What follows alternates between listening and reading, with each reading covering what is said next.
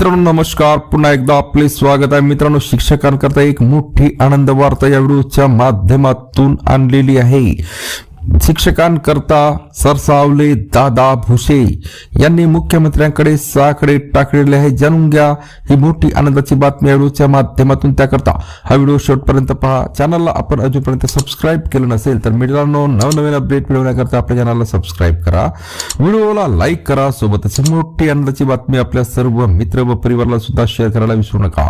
तर मित्रांनो, राज्यातील शिक्षकांना केवळ अध्यापनावर लक्ष केंद्रित करता यावे आणि त्याद्वारे शैक्षणिक गुणवत्ता वाढावी यासाठी शिक्षकांना BLO व इतर निवडणूक विषयक कामामधून वगळण्यात यावे यासाठी शालेय शिक्षण मंत्री दादा भुसे हे सुरुवातीपासून आग्रही आहेत.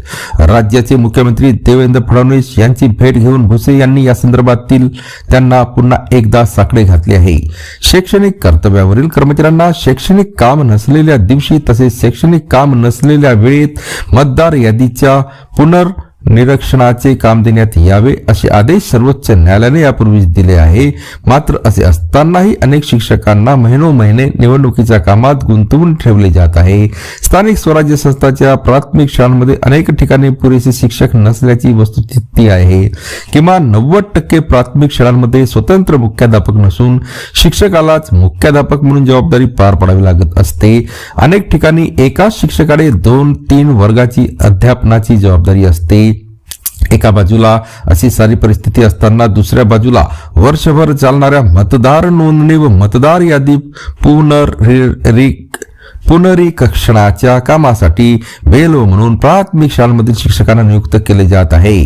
शिक्षकांकडे आधीच विविध प्रकारची शैक्षणिक कामे दिली गेली असल्याने BLOच्या कामामुळे शिक्षकांवर आणखी ताण पडत आहे. त्यांच्या दैनंदिन अध्यापनावर विपरीत परिणाम होत आहेत. तेव्हा विद्यार्थ्यांचे शैक्षणिक नुकसान टाळण्यासाठी शिक्षकांना निवडणुकीची कामे देऊ नयेत अशी मागणी शिक्षक संघटनाकडून सातत्याने केली जात आहे.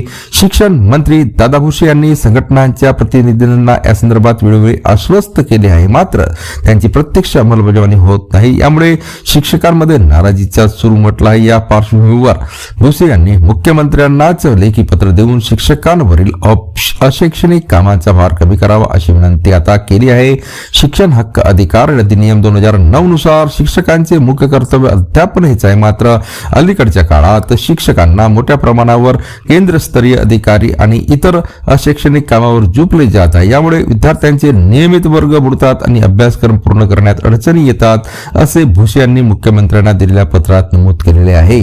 पुन्हा भेटूया नवीन अपडेट घेऊन पुढच्या व्हिडिओमध्ये. धन्यवाद.